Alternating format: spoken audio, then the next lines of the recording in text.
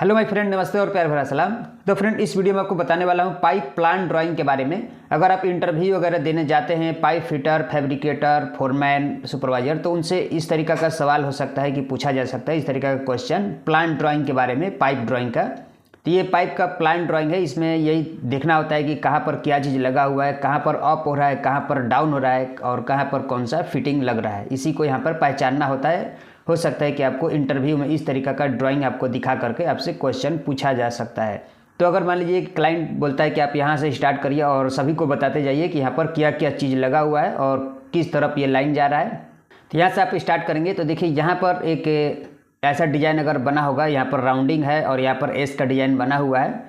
तो यहाँ पर एक एल्बो लगा हुआ है और एल्बो का फेस जो है वो क्या है कि अप में है। ये व्यू दिखाता है जो प्लान, यानी कि टॉप व्यू से दिखाता है। हम इसको ऊपर से देख रहे हैं, जैसे कोई लाइनिंग जा रहा है उसको हम टॉप से देख रहे हैं। तो यहाँ पर क्या हो गया कि एल्बो को जो फेस है, एल्बो का जो फेस है, हम एक ऊपर की तरफ देख रहे हैं और एक साइड में इस तरफ गया हुआ है। एक फेस ऊपर की तरफ है और एक साइड में गया हुआ है।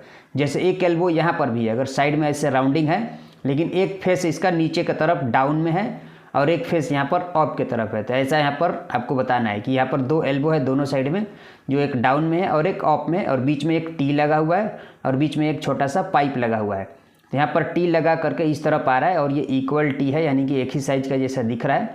खैर, कोई भी यहाँ पर कोई डायमेंशन नहीं लिखा है, सिर्फ आपको यहाँ पर बताना है कि यहाँ पर एक टी लगा है। टी के बाद एक यहाँ पर एक पीस लग रहा है, यानी कि पाइप लग रहा है। उसके बाद यहाँ पर एक कॉन्सेंट्रिक रेड्यूसर लग रहा है। यहाँ से अलग साइज का लाइन है, अब यहाँ से अलग साइज का लाइन हो जा रहा है।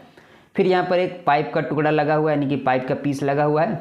उसके बाद यहाँ पर आपको बताना है कि यह WNRF फ्लैंज लगा हुआ है। उसके बाद आपको यहाँ पर बताना है कि एक वाल्व लगा हुआ है, चाहे कोई भी वाल्व हो। यहाँ पर एक वाल्व लगा हुआ है। उसके बाद फिर से एक फ्लैंज लगा हुआ है, फिर से एक यहाँ पर एक एल्बो लगा हुआ है। तो एल्बो जो है बिल्कुल हॉरिजॉन्टल में है, इस तरीक़ा से एक फेस इधर घूम रहा है और एक फेस उस तरफ घूम रहा है। उसके बाद आगे यहाँ पर आ रहा है, तो यहाँ पर एक टी लग रहा है। टी में यहाँ पर एक एल्बो लग रहा है, देख सकते हैं, जिसका फेस डाउन की तरफ है और एक साइड में है, जिसका एक फेस यहाँ टी में ज्वाइंट हो रहा है और एक फेस डाउन में जा रहा है।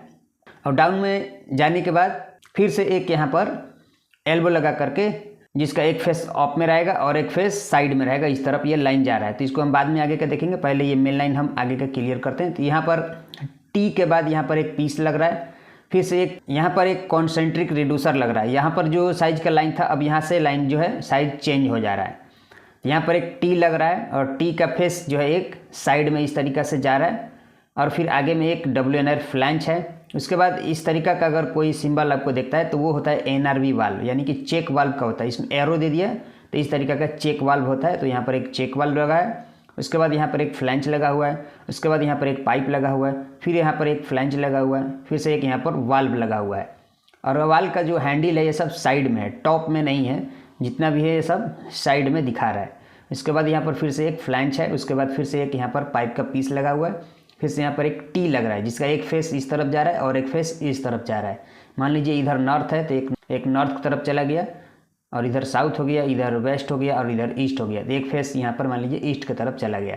और यहाँ पर ये क्या चीज़ लगा हुआ है, इसका अगर नाम पूछता है तो इसको कहते हैं बाईपास लाइन।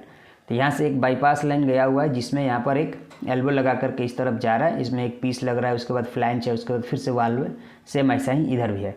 और यहाँ पर जो है इस तरीक़े से एक एल्बो, यहाँ पर दो एल्बो है। देखिए यहाँ पर डबल एल्बो यहाँ पर दिख रहा है। एक एल्बो यहाँ पर जा करके डाउन हो रहा है और फिर से एक एल्बो लगा करके, यानी कि अप की तरफ इसी एल्बो में ज्वाइंट हो जाएगा।